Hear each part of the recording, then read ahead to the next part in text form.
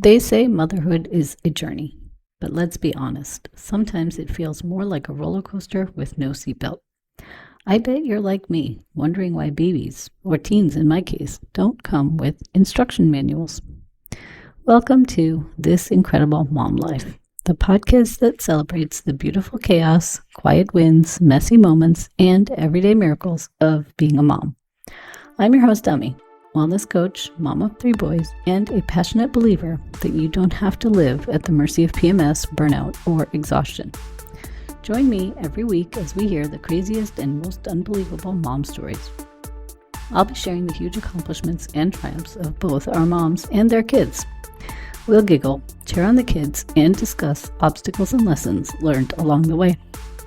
If you are struggling to be the best mom you can be, how open-minded are you to booking a free call with me? You don't have to live at the mercy of your cycle, and you definitely don't have to do it alone. Give yourself permission to let me be part of your support system. I believe that you weren't meant to just survive motherhood. You were meant to thrive in it.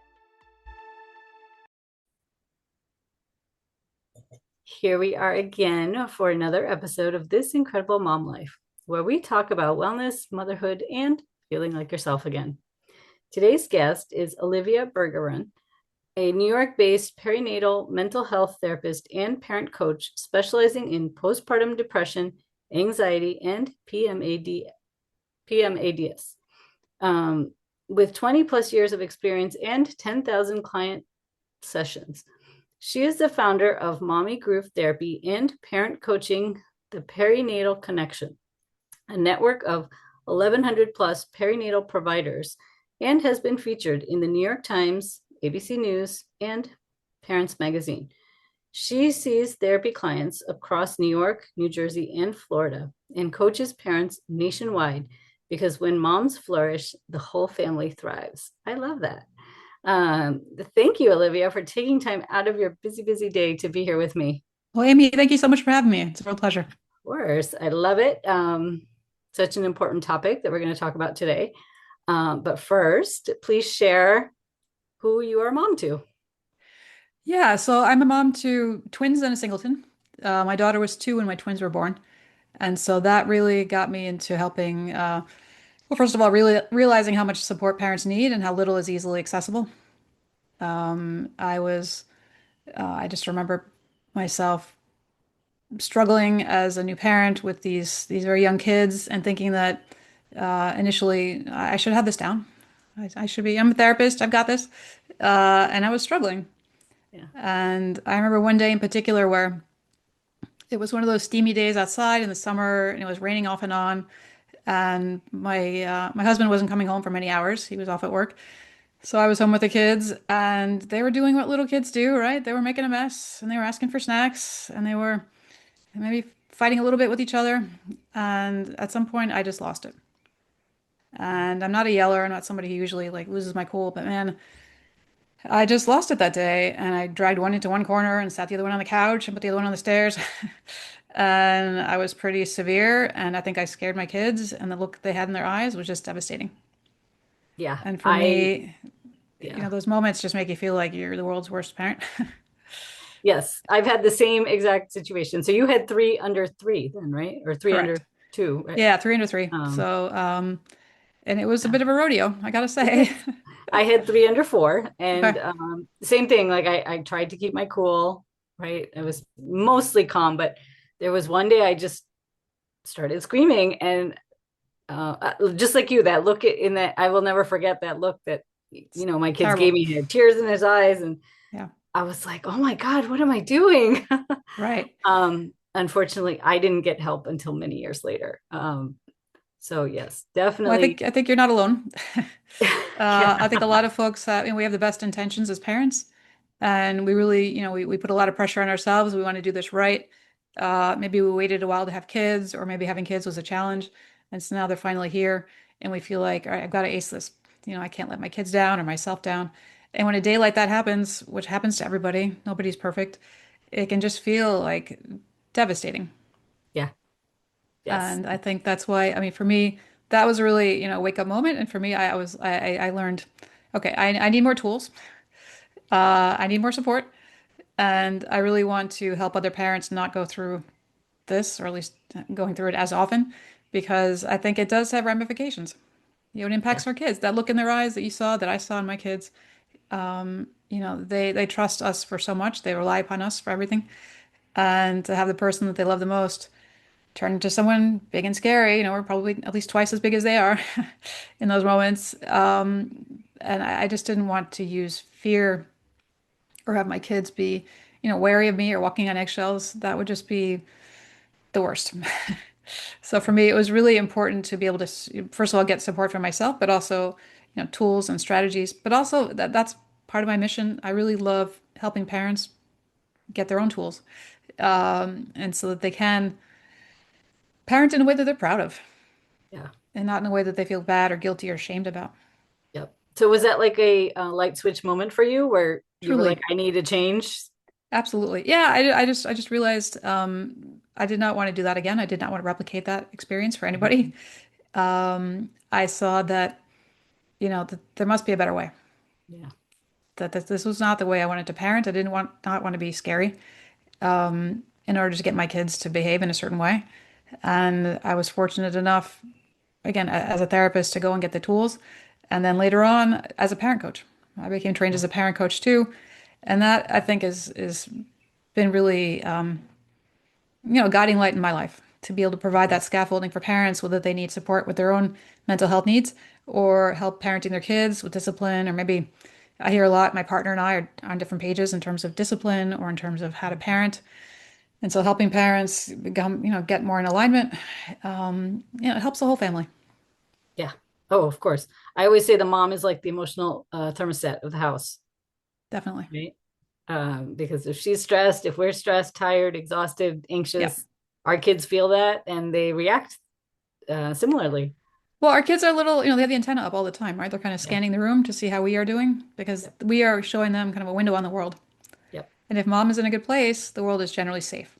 Yeah. If mom is stressed out, tired, overwhelmed, anxious, upset, angry, the world looks pretty scary Yep. at that point. Yeah. Well, let's jump right in and tell us a little bit more about who you are and what you do. Yeah, so as a therapist, I've been doing that for over 20 years, which always amazes me when I say that. Time has gone by really fast. And I love helping parents from pregnancy on. But I really like kind of taking the long view and helping parents again, whether it's they are wanting to get pregnant and maybe anxious about that. Maybe a child is already there, a baby is there, and like I said, that they're feeling pretty anxious or stressed out or overwhelmed, which most new parents do. And then, of course, when you move into the toddler years, school age, bigger kids, bigger problems. And Yes. so I think we as parents oftentimes, we take that on and we get stressed out ourselves and we want to be that safe harbor for our kids. But if we are on, if we're kind of stormy ourselves in our own harbor, it's hard to provide that level of support and security for our kids when we are, not in a good place ourselves. So I really love helping parents get to that place, giving them tools and strategies so that they can feel calm, that things are manageable, that not perfect. There is no perfect parenting, but really that folks feel that, okay, I have the tools in hand. I know how to handle things. If things do go sideways, which they will, I know how to handle that. Yep. So let's start with the new moms first. And those who have postpartum depression. What are some of the challenges you see? What are they feeling? What are they going through? Well, first of all, a lot of folks don't realize that they're experiencing that postpartum Mhm. depression. It's a misnomer, and then half the time it starts during pregnancy. Mm. And it's really on the spectrum of mood and anxiety disorders, which is a huge mouthful to say, but that's the full spectrum, and that goes from adjustment disorders, so people that are just having a hard time, but it's not necessarily impacting them in a severe long-term way, all the way to folks who are having depression, anxiety, OCD, and even psychosis. Psychosis is very rare, fortunately. But I mean, so a lot of folks don't realize that they are experiencing depression or anxiety. I see a lot of folks actually with more anxious symptoms. Mhm. So they tell me, oh, I'm not depressed. I can't have PPD. I can't sleep. I'm on edge all night, but I've got lots of energy. I'm out of bed. So I think getting the word out that, depression and anxiety, it's two sides of the same, different sides of the same coin. Yeah. And I think that Sometimes people present as more depressed, lacking energy, sleeping a lot. Other times it does manifest as people have a lot of energy that just they can't settle down. Their minds are constantly spinning. They're Mhm. worried. They're 10 steps ahead, Yeah. always worried about what's going to happen next. And so I think that for folks, it is eye-opening to learn that, okay, that is part of, PMADs. That is on the spectrum. I think it's also really critical to distinguish between PPD and the baby blues. Hmm. Not the same thing. Baby blues is not on that spectrum. It's not, the baby blues is temporary, lasts less than 2 weeks. It's transient, kind of comes and goes. I liken it to the sun is out, but clouds are passing over the sun. Yes. You're moody, you're kind of up and down, but you're laughing through tears. You're kind of basically feeling like yourself most of the time, but you have those moments where things just get a little haywire. And then it passes. It does not, if it lasts for more than 2 weeks, we're not talking about the baby blues. Then we're really on that spectrum of the PMS spectrum. So I think that that's really important for folks to know because there is a lot of confusion. Yeah. And some people even confuse the baby blues with psychosis, Oh, and so wow. it's really completely different things. Yep. I had I think more of the anxiety. I was always Super worried common. and stressed out. Yeah, but I wasn't depressed. I was like, oh, I love my life. I love my kids. Right. But I'm um, worried. I can't sleep. I'm up. yeah, I couldn't sleep. I was Okay. constantly worried. I was always stressing about the next thing. Um, yeah, but again, I didn't realize all these things weren't, and get help for them till much later. So now let's talk about those moms with the older children and if they get their monthly symptoms, and one of them is depression or anxiety in that regards with your PMS and stuff. So talk about PMDD. Yeah. So premenstrual dysphoric disorder, again, a mouthful to say, right? It's not PMS. And I think it's important to distinguish that and to make sure that people know, it is its own diagnosis. And it tends to happen, it's a couple weeks out of your cycle, which is a really long time. It's a lot of time during your month not to feel like yourself. But it usually shows up a week or two before your period during the luteal phase of your menstrual cycle. But oftentimes folks will have really intense anxiety, anger, sadness, hopelessness. So all these these symptoms that seem to come out of nowhere and they don't have an immediate cause or trigger, or you're feeling like this is a really outsized reaction given what's going on. And so people often feel like, what is wrong with me? Why am I feeling like this? I feel like I'm crazy. So it's really confusing. And obviously it's exhausting for you and for people around you. So I think the key for figuring out whether it's PMDD is really looking at the timing. And I encourage people to keep track of your symptoms. So if you're finding that, again, a couple weeks, a week before your period starts, you have these really intense symptoms and then they go away, chances are we're looking at PMDD. Yep. And it's not just like I said, a bad PMS. So being mindful about that, and I think that just having a diagnosis, just knowing what this is, can be really helpful for folks that just feel like, I don't know what this is. I've become a different person. Yeah. Sometimes I don't know why. So that's why the tracking it is important because then we can really pinpoint, okay, is this, PMDD? Is this something else? But I think keeping track is key. Nice. I know we touched on this a little bit, but how do these symptoms that the moms are feeling, both with PPD and this PMDD, how does that affect the kids? Well, quite a bit. If you feel like you're walking on eggshells as a child because mom might blow up or she's, distant or not as present as she could be or as you want them to be as a child, certainly. It does that impact the family. And I think as to your earlier point, when mom is not doing well, the whole family becomes, destabilized. And, that can be a lot of pressure on a parent, but can also be a benefit because if you do get well, if you get treated, if you feel like, if you're on stable footing, it really does impact everybody around you. So I think that for children, I think that oftentimes is a motivator for folks to Yes. get help, frankly, because I think that, well, I can kind of struggle along, but when I see my child struggling, that's the impetus, that's the real push to, okay, I need to do something about this. I don't want my child to suffer because of what I'm feeling or experiencing. Yep. So, I mean, and that if that's motivation, fantastic. As long as people are getting help, I'm on board. But I think that children oftentimes can be, like I said, they're exquisitely sensitive. They are monitoring us, and if we are not doing well, oftentimes they're egocentric too, so they think it's them. Yeah. that they did something wrong. That's why mom is on edge or dad is kind of yelling, um, because I did something wrong. I'm a bad kid. And obviously, we don't want our kids to internalize that. We don't want them to believe that at all because it's just not the case. But kids, like I said, are pretty egotistical. They think that the world is all, they're, a reflection on them. Yeah. So I And think, a lot of adults carry that feeling into their adult life, right? Like, I'm not good enough. I caused the problem. It was my fault, right? So, definitely right, something to become aware of first, I would say, right? And absolutely. then start making some changes. So, talk about some changes that mom who's really, is just surviving each day. She's anxious, she's depressed, she's irritable. Like, what are some things that she can do to start changing? Well, first of all, Amy, I always suggest and always stress self-care. That's Yes. the base of the pyramid. I think without that, everything is, on kind of shaky footing. But if you are able to dedicate time to take care of yourself, and I'm not saying jump on a plane to Fiji or someplace exotic, it really is about small things that you do often.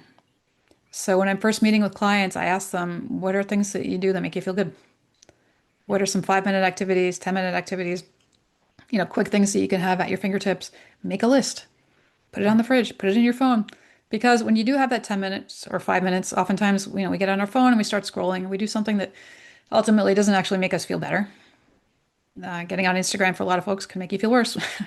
So I think it is important. Okay, what are some things that I can do that are just for me? Because oftentimes, in my experience, I'm sure you've experienced this too, moms are giving and giving all day long. They're really selfless people. And that's why I stress that self-care is not selfish. It is vital. Your Yes. family needs you to feel good. So some things, I had a client once, she said she likes to blow bubbles.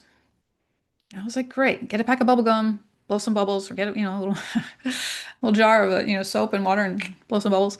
Something easy that makes you feel good that is just for you. Yeah. You're not doing it for anybody else, or you're not taking care of somebody. Really take a few minutes um, just to take care of yourself. So if that's something that makes you feel good, queuing up your favorite song on your phone, having a chapter in a book that you like to, your favorite book that you just love to reread, a funny podcast, a TikTok video that you find, amusing. Think about this in advance. I'm all about coping ahead because I think Mm. that in the moment we kind of our mind goes blank. Oh, I've got 5 or 10 minutes or a half hour or whatever.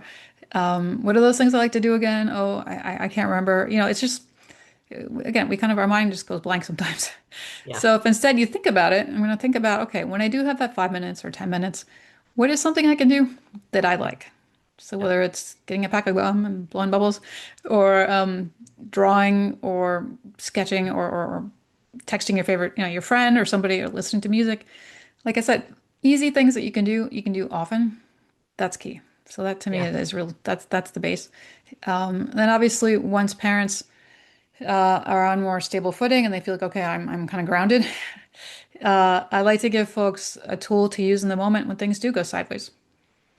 When things Mm. do feel like, okay, I'm about to yell and I don't want to yell. What can I do? I think it's important to create a pause. We tend to go from 0 to 60, right? You had that experience. I had that experience when I yelled at my kids. I was like, there was no pause. There was no slowing it down or reflection. I just 0 to 60. I just flew into that level of anger. And so giving folks a tool to slow it down, to take a beat, to again inject that pause is really beneficial because I think when you have that presence of mind, it gets your mind back on track. When you're in fight or flight, your brain goes offline. You're Yeah. not thinking clearly anymore. You're not thinking at all. It's just emergency. Yeah. And by and large, with kids or with adults in our lives, it is not an emergency. It does not merit that level of response where, high alert. I just have to, fight or flight or freeze. So it is, I think, like I said, coping ahead, having those tools for folks to use in their back pocket. Okay, let me slow this down. I have people ask, is this an emergency? Mm. Chances are it is not. A simple question like that and a tool like the SSS, the stop, soften, see, that I like to give parents is another way to get perspective, kind of Yeah. gather your wits about you, to Yeah. zoom out, to get that, okay, let me look at the bigger picture. Mm. Is this worth getting all bent out of shape about? Yeah. Is this an emergency? That is so important. I love that. Because our body and our brain thinks it's an emergency, right? And I think it's Um, self-reinforcing. If we are breathing in a shallow way, if we're getting small and tight and tense and I'm about, ready to fight or flight, um, or fleet, it is, again, we have to interrupt that cycle and let our bodies know, not an emergency. I'm going to roll out my shoulders, take up space. I'm going to yes. breathe more deeply. I'm going to tell my brain, not an emergency, by showing it in my body. I'm going to take control. And instead of being hijacked, I'm Oh, going I to love recapture that. I'm going to recapture that sense of control. I'm back in the driver's seat. that. Now I can have that presence of mind. Okay, now I can choose how I'm going to respond. Yeah. And that distinction between responding and reacting, I think, is key. And most of us as parents, maybe our first reaction isn't the best one. We're not at our finest when we just like shoot from the hip. If instead we slow it down, we take that pause, we're a little more reflective, a little more thoughtful, I think we make better choices. And I think, again, oftentimes in the moment, you can ask for, you can take a time out yourself. You can say, let me think about it. Let me come back to you. I'm going to get a glass of water, take a deep breath, walk around the block, go to the bathroom, whatever happens to be to give yourself a little bit of space to create that pause. I think that that's extremely helpful. Yeah. So important. Um, and I tell the moms, like you were saying, to plan ahead. I'm like, when you have that 5 minutes, set a timer, right? Like take some deep breaths, meditate, color, like whatever you want to do, Hmm. blow bubbles, Hmm. right? Like anything, but just set that timer so you have that space. And if you practice this regularly, right, you can increase the time or do it multiple times a day. And all of those little 5 minute increments add up. They add up. Yeah, They really do. amazing. But So you mentioned your Stop, Soften, and See guide. You want to talk more about that? yeah, this is a free guide. I understand you're going to drop it in the Mm-hmm. in the comments or in the for parents to access themselves. And it's just something that I came up with because I found it necessary. Again, how do you inject that pause? It's nice intellectually to say, oh yeah, I know I need to slow things down or stop, but okay. I think having a little tool is handy. And so stop, soften, see, the three S's I call it. First is to stop yourself, whether it's mid-sentence, you're about to yell, or maybe you are yelling already, put your hand over your mouth, stop. So injecting that pause and forcing yourself to like, take a beat. Again, chances are it's not an emergency. You can afford to take a beat. And then softening. Imagining your child as a baby in your arms. It's the same person. You're about to blow up on this person, and maybe they're driving you crazy because kids have a good way of doing that. But softening towards them and remembering this is the same child I cradled in my arms. And softening your body as you do that. So again, that just harkening back to this little person is somebody I love dearly. That maybe I'm upset at them right now, and we can get over this. So that's the softening part. And then the seeing is seeing their perspective, even if you don't agree. Your kid wants to stay up late on a school night. You can understand why. They're having fun. They don't want to go to bed. Okay, I can understand. I don't agree with it, but I can understand. They want more ice cream after dinner. They just had some. Again, don't agree necessarily, but I get it. So if you're able to use empathy and see the other person's perspective, and you're softening and you're slowing things down, okay, now we can come to a solution. Now we're problem solving. We're not just stuck in the problem. Because how many times do we as adults and as kids, we just get tunnel vision and we get caught. We're stuck in the problem and we can't see a way out of it. And all we do is fixate and we spin and spin and spin. I want people to get off that cycle and instead, walk alongside it and say, okay, that's a problem. What do we do about it? How do we fix this? How do we make sure that, I'm not creating more damage in my relationship with the people around me that I love most in the world, that are the most important to me? And sometimes they don't get our finest. Yep. They get us at the end of the day. We're tired, we're frustrated. We just want them to go to bed or just eat dinner or stop complaining or just do the thing I asked. And they're refusing. And it's easy to lose your cool at those moments. I get it. I'm a parent too. I mean, I understand. And yet I think it's really key for us to model as parents. It's okay to be frustrated, but it's not okay to kick the dog. You know what I mean? I think it's okay to be upset and to own those feelings. I'm not saying hide them or pretend they're not there. Own it. I'm frustrated right now, and let me figure out what I can do about it. Yeah. So I'm going to go calm myself. Then we can kind of regroup in 5 minutes and we'll figure out what we're going to do to fix this problem. So important. There's a life lesson right there for you, all the moms listening. Um, so if people have questions or they want to connect with you, where can they find you? Sure. People are welcome to reach out. I'm on Instagram at mommygroove.nyc. They're also welcome to reach me on my website, mommygroove.com. Um, yeah, and so like I said, if people want maybe a little more than just the stop, stop, and see, if they're looking for maybe something that's actually individualized to what they're going through for their own situation, they're welcome to reach out to me too. But maybe they should start with start with the SSS, start with the flyer, the download, and see if that helps them. And then people are absolutely encouraged to reach out if you have more questions or you want to work together. Awesome. And again, I will put all of the links down below in the show notes so people can find you very easily. Thank you, Olivia, for joining me today. Amy, it's been a pleasure. Thank you so much. It has. And as we close, remember, the best thing you can do for your family is to take care of yourself too. Join me again next week for another episode.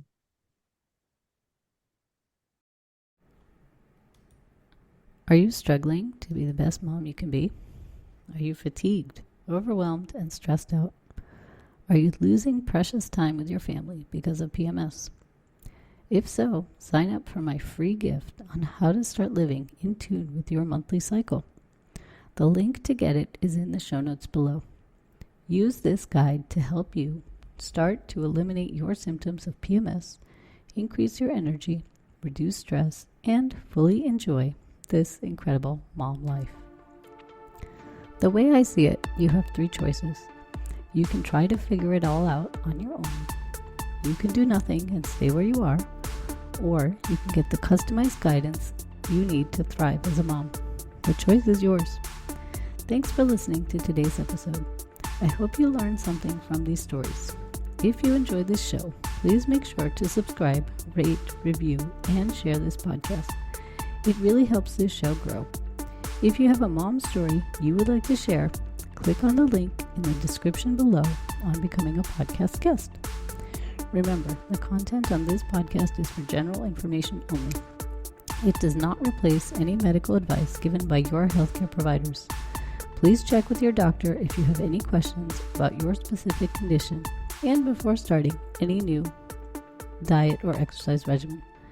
Thank you, and you will hear from me soon.